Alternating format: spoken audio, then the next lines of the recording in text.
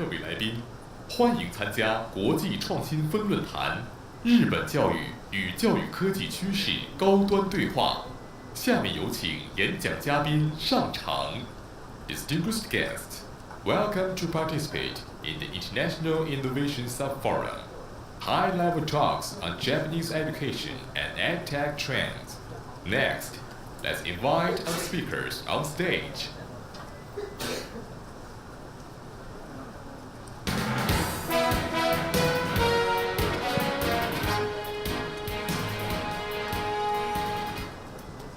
Hello everyone. Thank you for coming to Japan session.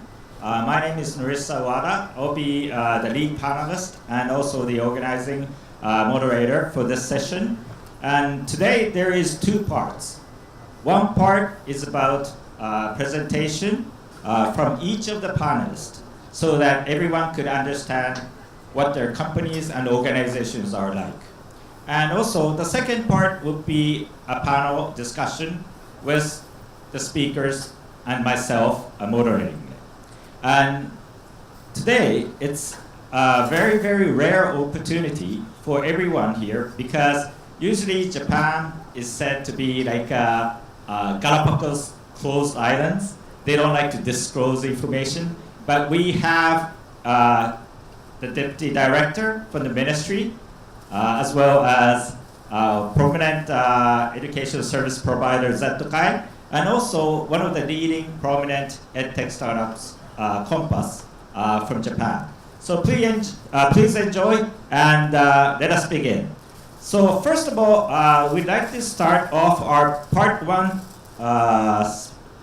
presentation from the Ministry of Economy, Trade and Industry. So I'd like to welcome Mr. Shibata on stage for his presentation.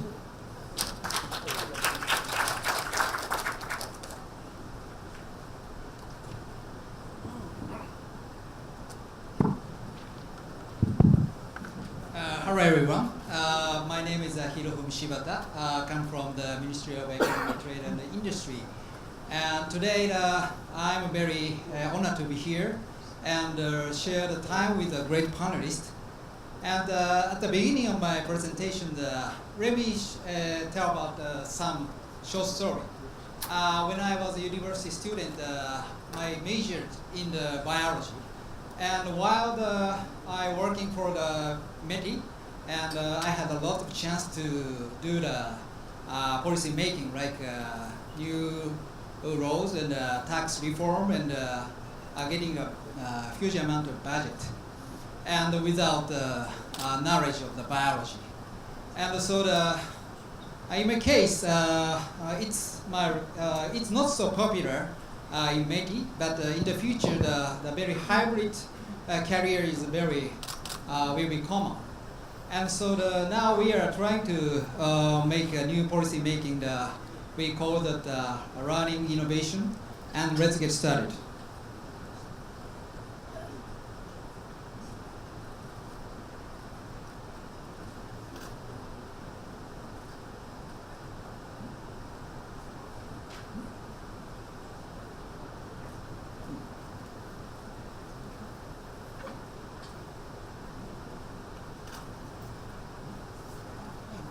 Okay, and from last year we discussed that in the coming decade the school will have the different role to play.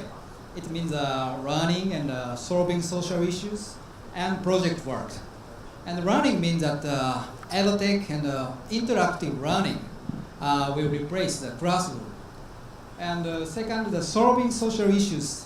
We think that the Japanese school will have the big potential to solve the social issues.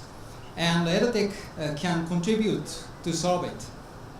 And the final, the project work, it means that each student can engage in their own project. And in Japan, we are focused on the very fundamental changes in industry and social issues, like super aging society and non-linear futures, kind of thing.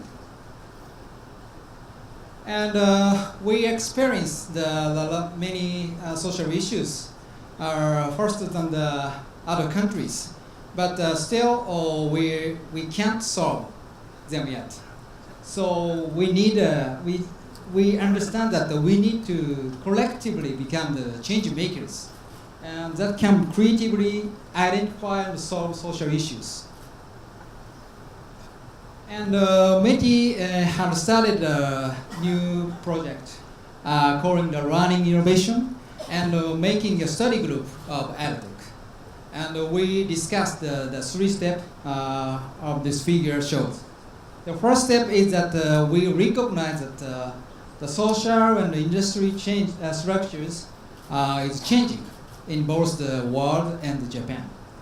And the second step is that we try to identify what kind of talent we need to make change makers. And final step is that in order to create a change maker, what is the running innovation for the new era? And this slide shows that the qualification for the change makers they have the three different type of the power. One is the power called the 50 centimeter revolution. It means that they have the strong ownership, and they have the power to take the first step to solve the difficult problems. The second power is that we call that the crossing boundaries. It means that the change maker can understand their own expertise and the unfamiliar fields. And the third power is that try and error power. And the change maker also had some action with their own reflection, and try to do the different things, difficult things. This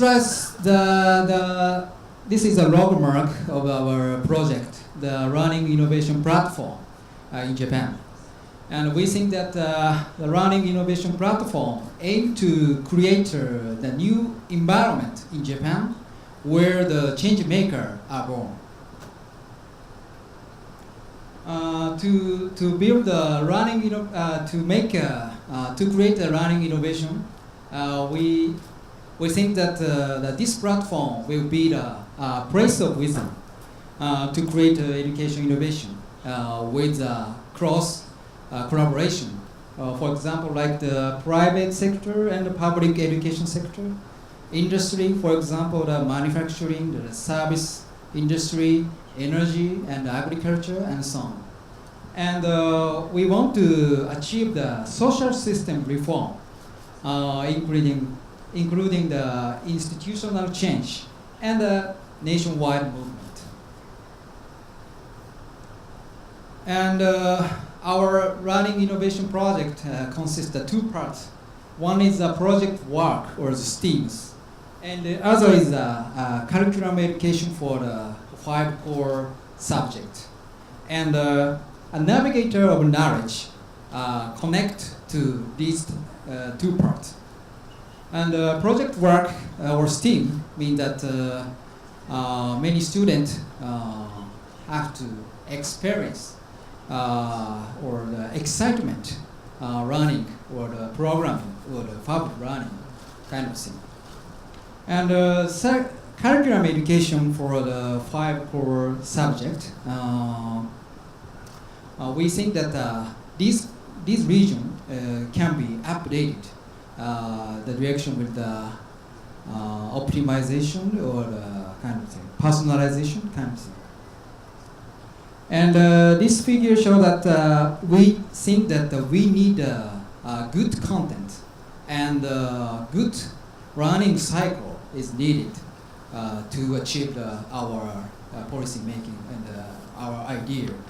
And the left figure shows that the video content or the AI can make running efficient, and can make project running time will be increased. And the right figure shows that the cycle of the project running and subject running. And there are the three kind of element. The center is finding the excitement, motivation, and willpower. And of course, the basic running means number three, subject running is very important, but it will be the personally optimized. And then each student can choose the project running and STEAM's project or the STEAM's program. And this figure shows that the student-centered idea. And we think that we have to bring the diversity of running for each student. And for example, of course, the many Japanese think that the classroom means that the classroom exists under the school. But in the near future, the classroom will exist under, for example, society or the university research centers kind of thing. And we think that also the curriculum or the teachers or EdTech meaning will change in the future. And so, for example, teachers and school teacher is very common, but a researcher or the teachers or the friends will be the good teacher for each student, we think. And let me introduce our pilot project in Japan. The first pilot project is organized by the Global STEM Running Association in the junior high school and senior high school. And they bring the fab running into the school. And they try to make the new fab running curriculum and new space in school for the fab space. The second one is that organized by the Compass and using the tablet application, the Kibina. And Mr. Jino-san will explain about in detail after my presentation, so that I only explain about the core idea. And the student can optimize and personalize by using their tablet application, and then they can make a lot of time to do the STEAM work. The third one is that organized by the EdTech, which is programming the educational provider. And the students join the local community and identify the social issues, then the problem solved. And creative solutions using IT or programming. And students can explain this kind of cycle. And that's a kind of our pilot project. And actually, today I don't prepare to explain the pilot project of EdTech, but EdTech is also one of our members of the pilot project, and they focus on their project on the high school, and they focus on the food and Japanese culture to expand the STEAM educational materials, and it's a very good but very challengeable pilot project. And so in Japan there are many pilot projects, and all of pilot project is very challengeable, but we try to make running innovation in Japan, and we try to make a new way in educational region. Thank you. Thank you, Shibata-san. It was a well done presentation, very high level. As you can see, now Japan is becoming very serious in innovation in education in Japan.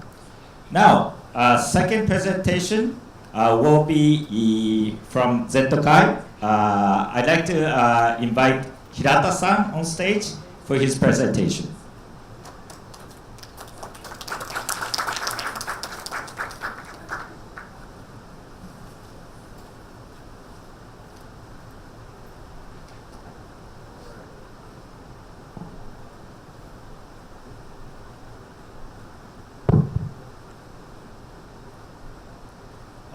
Thank you, Wada-san, and thank you for the organizers for having me.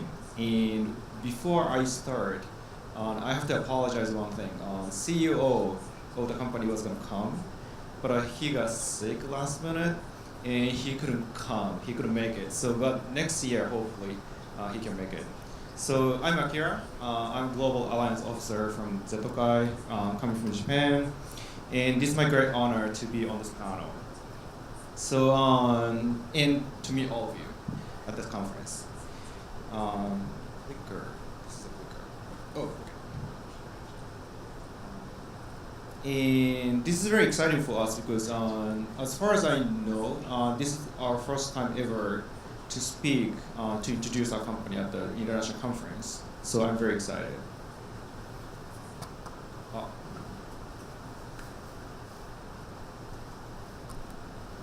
Okay.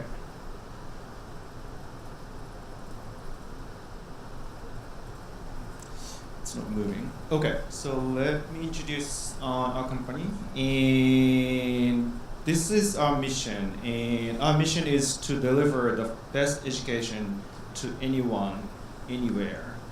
And the mission statement, so this is a little blocking, but our mission statement is excellence in education for future global leaders, which means we are committed to deliver best education to anyone for the future global leaders.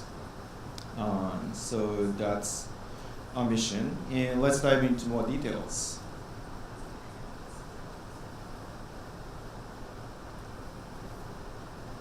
So this is the kind of rough structure of the company, and we have about 26 organizations within the group.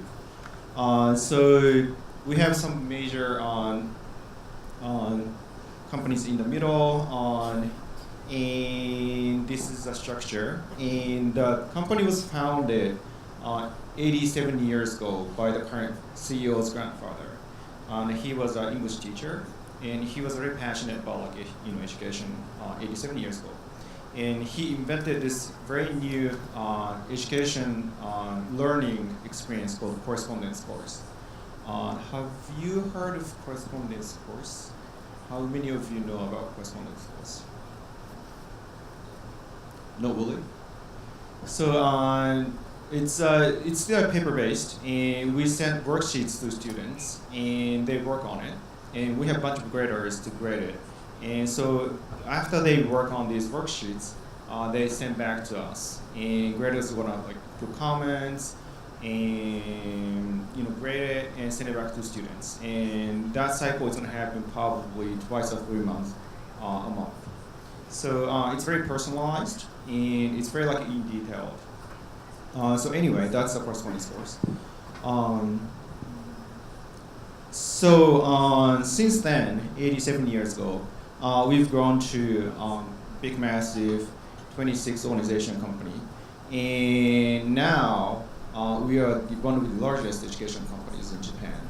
And one of the significant steps we made was acquisition of Eiko Group, which is right there. So Eiko is the largest cram school operator in Japan, and that was a very exciting moment for us to start working with them. So moving on.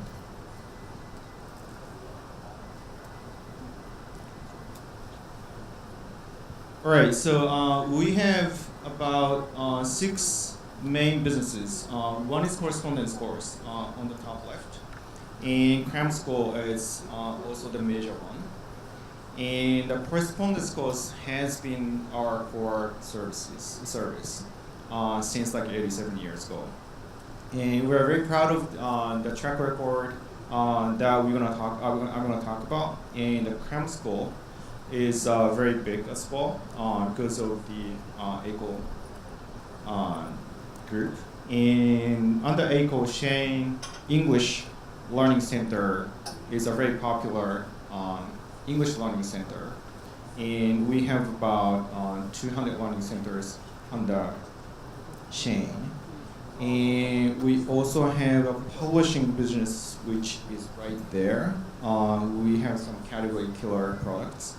We do assessment business as well, and we work with the schools, and overseas business is also important as well. And I would like to share that we have some businesses internationally in US, Australia, and Vietnam, and hopefully in China soon. So this is our annual figure. We are very proud of our healthy financial growth over the years. In the next year, this current fiscal year, we are looking at roughly 700 million US dollars as our annual revenue, with a little bit over 300,000 users. And if you've heard of University of Tokyo, have you heard of University of Tokyo? Good, thank you. It's the toughest. It's the most difficult university to get into in Japan, and it's like a Beijing University, Chongqing University in China, or Harvard in US. So we are extremely proud of our track record, which is over 1/3 of incoming freshmen for the past 40 years are users. So you can tell we are really good at keeping enduring good contents and quality of services. So I'm gonna go into the product a little bit. And this is a correspondence course. So correspondence course is very personalized experience for students, and it's very unique and important for us. So this product is designed to deliver personalized learning experience supported by a bunch of graders that we work with. And it's personalized. I keep saying personalized because it's very important. So it's personalized for every single student on this product. And behind this, we help students develop logical thinking process to get to the best answer or to approach problems and questions. And through this learning cycle, they learn the best ways to tackle on to problems and questions. And we have about 200,000 users currently. And the next product I'm going to introduce is Cram School. So we have a little bit over 800 learning centers in total. And this is our core business. And we intentionally design classes small, but we do have one-on-one sessions as well. And one of the exciting news we have is we just opened 2 schools in New York last year. And that's very exciting for us, and hopefully again China soon. So the next one is a publishing business. So we do publish some category killer products. One on the left is Sokudoku Eitango.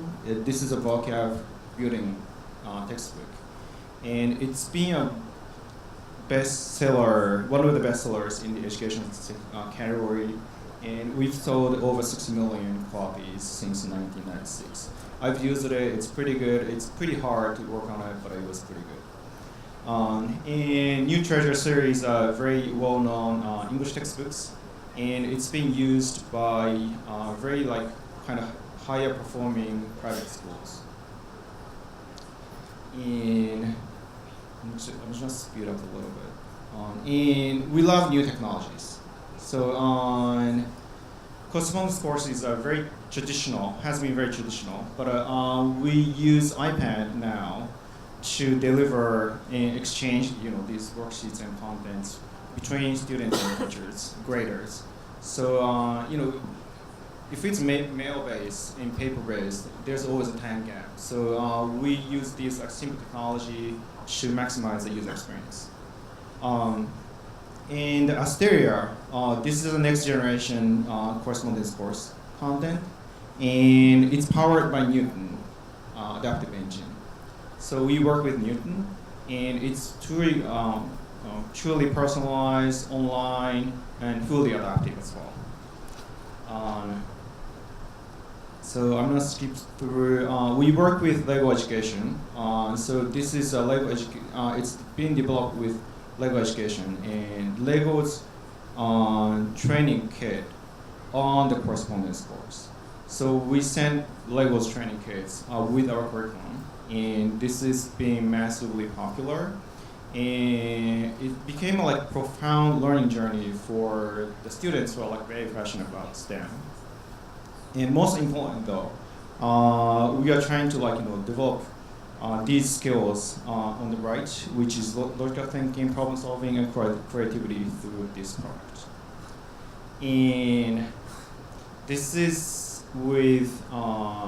developed with Sony Global Education, and this is also a programming course. And we are targeting elementary school students. And what's great about this is a free option for standard curriculum, so you can get this free, which is great. And the underlying concept is we care about programming, but it's not only programming. It's more than coding, and it's more than that. So Zeta Pro is a curriculum to acquire practical knowledge, to acquire product development, and the computational thinking process. So future classroom, Shibata-san just mentioned, we work with METI, and we're very excited about this opportunity. We share the same value for the future education of Japan, and so this is a great honor to work with METI's project. So this is the last part. Partnership is a very important part for us in the strategy. So we have more partners than this, but we have domestic, international partners, and we also have investments as well. And our goal is to deliver best education through these partnerships, and hopefully, again, we can work together from Chinese, with Chinese companies as well in the future. So thank you so much. This is it. Thank you. All right. Thank you, Hirata-san. I think you all here are very privileged because it's the first time that Zetsukai has came and did a presentation overseas. So it's one of those confidential information disclosed. So next, I'd like to go to Gino-san from Compass for his presentation. Please, warm welcome for Gino-san.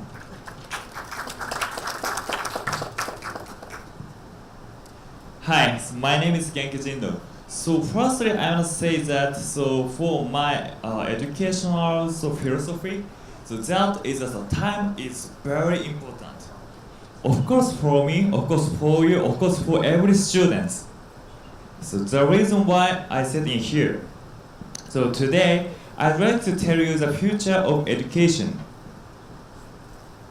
So this is my style, but this is very fat boy. So this year I reduced my weight is a 10 kilogram.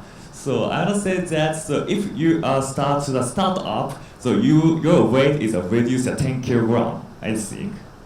So in 2010, I wanted to start up a company in Silicon Valley, but unfortunately their cost was too high. So however, I gained very valuable experience. Do you know that is technological singularity? Do you know? Oh, very good. So technological singularity means that human intelligence is below that of AI. Back in 2010, it was thought that AI intelligence will take over human intelligence by 2045. When I heard this, I thought that this is important for the younger generation, and they should be taught about AI and its effect on lives in the future. Soon after I came back to Japan and established a cram school. Every week I taught mathematics and English and science and history, but I also taught them what will happen in the future. That is technological singularity. That future school was very popular and enjoyed by students. However, parents believe that cram school's main purpose is to prepare their children for examination. I think this is a Chinese too, I think. So, around exam time, we had to stop the future class and concentrate on the main school subjects. For me, so this was very disappointing. In today's classroom, teaching is one way, so meaning that teacher instructs, but there is no communication back from the students.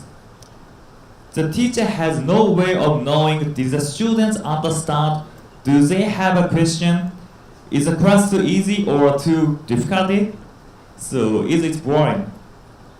As a result, a lot of time is wasting on lessons. So, if subject could be taught more effectively, there would then be more time for a course like the future class, which could be added to the curriculums. And that is why we started a Cubina. Oh, so could you start the movie?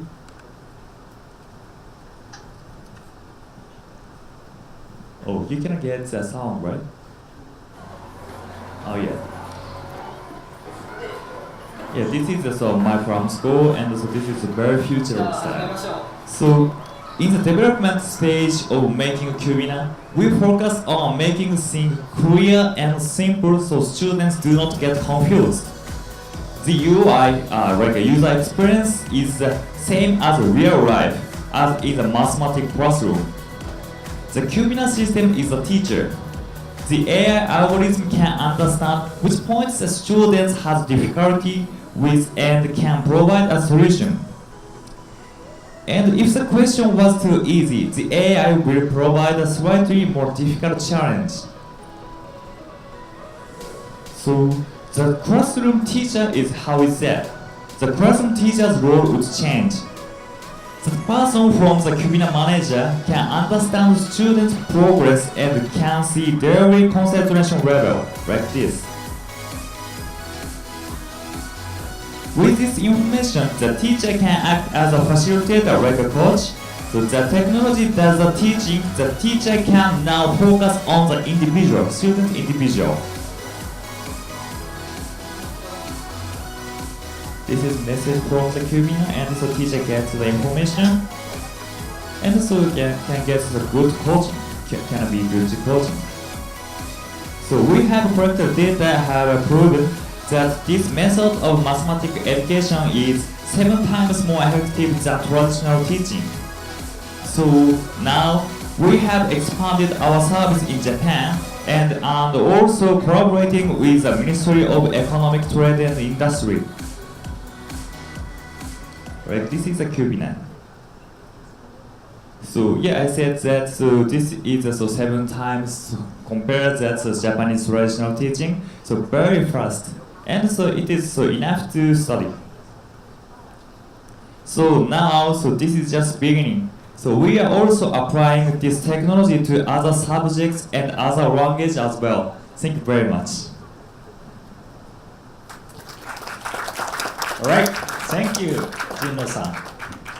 So as you can see, Cubina Compass is one of the leading EdTech companies from Japan. And we're excited that these companies, first of all, we're excited that the president can speak English and express themselves, right? And also coming over here to look at business developments within China.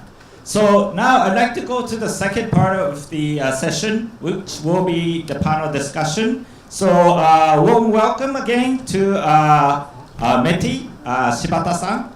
By the way, people say METI in Japan, but it stands for Ministry of Economy, Trade and Industry. So METI is the ministry, okay? And also Hirata-san from Zettokai, and also Jino-san, please come up to the stage.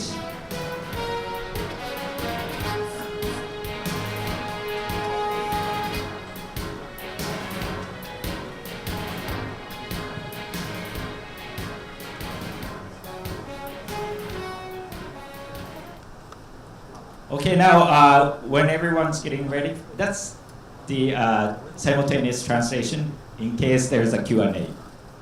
Okay. All right. So second part of the session will be a panel discussion to drill into trends of the education trends in Japan as well as EdTech trends in Japan. And now just a little bit about myself. I come from a company called EduLab in Japan. We're one of the prominent assessment company in Japan. And we work closely with the Ministry of Education and also now with the Ministry of Economy, Trade and Industry. And I'm very privileged to moderate for the panel. Okay, so let's get down to the panel. So I'd like to first start out with my question, of course, to the ministry, start from the high end. First of all, my question to Shibata-san would be, Ministry of Economy and Trade has announced the first selected batch of projects for future classroom pilot testing. If you were to generally categorize the selected projects, for example, like STEAM, efficiency for teachers, adaptive learning, and etc., what were they? And can you touch and elaborate on some of the projects you feel, as yourself, you feel interesting? And also, I noticed several overseas EdTech solutions. This is very, very interesting for me. I noticed several overseas EdTech solutions being used in the Japan-funded project. Can you share with us some of the overseas EdTech solution providers included in the project?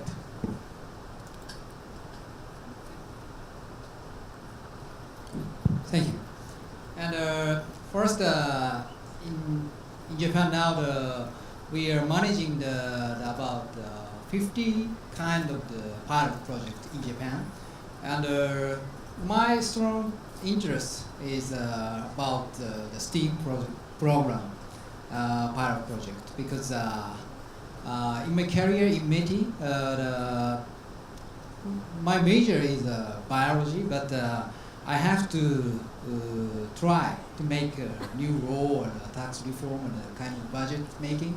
And my career showed that the STEAM program is very important to solve our project or to achieve our work.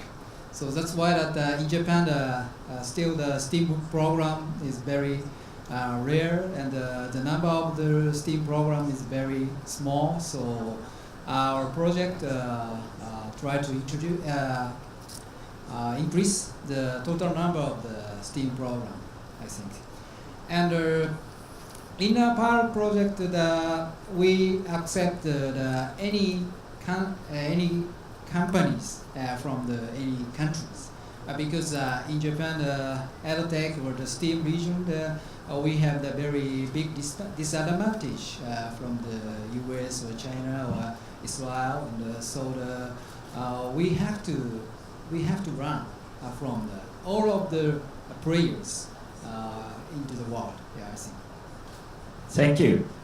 It's very interesting to understand that the ministry is opening its doors to overseas companies, EdTech companies, to learn, and that's very exciting for Japan as well. So let me go to second question, which will be focused to ZTOKAI. As everyone understands now that ZTOKAI has a long history, more than 80 years, as one of the prominent education service providers in Japan. Not only an old school boy in this field, but I feel that recently that you've been active in investing in EdTech companies both inside and outside of Japan.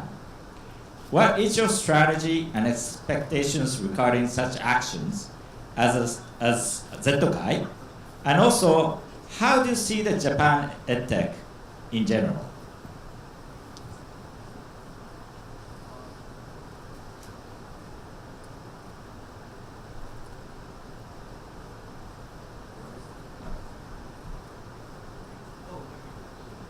Thank you. Thank you for the question. So before I answer the question, so our mission is to deliver the best education to anyone. anywhere. So we are like constantly looking for like new technologies anywhere, coming from anywhere. It could be like U.S., Europe, Asia, hopefully China soon, but that's the kind of our strategy. And the correspondence course has been kind of low tech for a long time, and it's because we have to rely on to like mail in paper.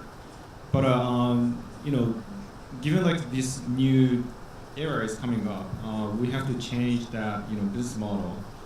So new technology is very important for us to change our correspondence course. So that's correspondence course specific, but also for like learners we have to make content in the courses relevant to these learners. And if there's like any new technologies gets kind of getting better, making the content and services better, we take these technologies. That's the kind of strategy we have. In EdTech trend in Japan, it's still small. EdTech market is very small, still small in Japan. But the flip side is there's so much potential because we don't really use EdTech much yet. But the market itself is fairly large. Compared to China, it's a little small, but it's fairly large. So if we can leverage and utilize these educational technologies in this fairly large market, there's a big potential for EdTech ecosystem. That's what I think. All right, thank you, Hirata-san. So my third question to Jinno-san, leading EdTech startup venture in Japan. First of all, Hirata-san said that the Japanese market in EdTech is small. I know you've had a experience working outside of Japan. Yeah. So first question is, what made you create and start up a company in EdTech field where Hirata-san said very small market in Japan, although you have an experience of working outside of Japan? And also, second question will be, as an EdTech startup, how do you see the EdTech venture ecosystem in Japan? Okay. First question is it is, I think so. I said I'm fearing that's a technological singularity. So my dream or my purpose is to achieve this education evolution in Japan. Because if I didn't do that, so Japanese students is where did you go? So yeah, it is just my dream. I think it is. I didn't know that. So it is became to a business or not. So just dream, I think. But second question is I think it's EdTech market is small, but education market, all of the education market is huge, I think, in Japan. So first it is two generation, I think, in Japan. Two generation in EdTech in Japan. So I mean that first generation is start to the 2012. That startups is a little bit famous in Japan, but most of the startup is failed. Cause Japanese education market is very complex and very difficult. It's its problems as legal and infrastructure, and so teacher cannot get to the IT literacy. But the second generation is start to the 2015 or 14, so they can understand to that problem, so they can overcome that problem. I think if that's the problem over, so we can touch to that big market. I think. I see. Thank you. Personally, I really think that ambitious entrepreneur like you from Japan coming back to Japan and leading this innovation is very happy for me. as well as we understand from your perspective that Japan is right now in a very good inflection point for EdTech startups because the generation is changing. All right, thank you. So going back to Zettokai, Hirata-san. Okay, so everyone knows company names like Nintendo and Sony, right? Maybe Jinno-san could be future Nintendo and Sony from Japan, but let's say we don't hear so many EdTech startup names outside of Japan at this moment. Okay, and what's your experience investing in EdTech startups in Japan? What is your impression of these startups? Might be hard comments to Jinno-san, I don't know, but pros and cons, okay? And do you think in the future there will be several EdTech venture startups from Japan that will become like future Nintendo and Sony? That's a very interesting question. So, like I said, education market as a whole in Japan is fairly big. So my impression is these EdTech companies, startups, tend to probably create services, develop services specifically for Japan. And they work like perfect in Japanese market. But the flip side is it's really hard for them to kind of justify to go global or localize or internationalize their services because Japan is big enough still. So that's why EdTech market could be still small. But we have great services like Jinno-san services. Good. You said that. Yes, Great service. great services like his company does, and also we have a portfolio company called Arcterasu, and they already have a footprint in Asia, and they even won a global competition last year in London.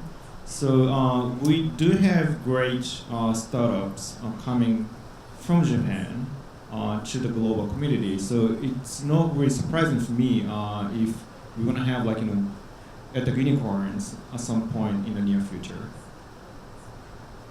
All right, thank you. So my wish is Zettokai, like prominent education services like you, keep fueling these EdTech start ventures in Japan and from Japan to go global. All right, so going back to Jinno-san, I know Compass is now looking to expand business globally, maybe in China as well. What is your global expansion strategy? And where, can be a country or a region, do you want to start your business outside of Japan? Okay. And why? So I'm thinking about that. So overseas is firstly, so where is so similar problems? Where is having a similar problem from Japan? So so Japanese has a cram school, but and most of the students do that examination. But most of the students don't have a time to get us information for the future. So similar problem have I think China and Korea and most of Asian country. So I'm gonna go to the Asian country and to solve that problem. And so our strategy is two strategies we have. So first strategy is our product Cubina and translates to the other country, and so I provide. Second way is we developing is Compass engine. Compass engine adaptive learning engine to use that Cubina. So if you have content, in China content or Korean content, whatever, so we combine to that engine and discover to that adaptive learning content for you. So these two ways to expand in the overseas, I would say. Very interesting. So you're saying that not only you provide Cubina as a package, the content itself, but you're willing to provide an engine. Yes. To the content providers in the region and the country? Yes, actually, so I started to in Japan. It's like so my Compass engine combined to the popular to educational company in Japan, Kawaijuku. Kawaijuku's contents combine my engine and so produce that adaptive learning. Okay, I hope that will be helpful to people here. And also a question to Shibata-san. Given the time, probably it will be my last question. I would like to look to the policy side once again to ask you a question. One, what are some of your future policy plans regarding EdTech and education industry of Japan? Because the Ministry of Economy, Trade and Industry overlooks the private sector of education. And please share us if any. Thank you. In Japan, usually the Ministry of Education is in charge of making the policy for the educational system. But now we, the Ministry of Trade and Industry, try to make policy making in the region of the education. And many teachers or companies or the researchers expect to us because METI will occur the new way in the educational regions. And I explained about the pilot project, and they try to make a new product or service or application in Japan. And so in near future, their product or service take into the school, private school, and many teachers will use these products, and the student can learn a lot of things from the teacher and from the application or the EdTech. Yeah, and this is my idea for the future. Yeah.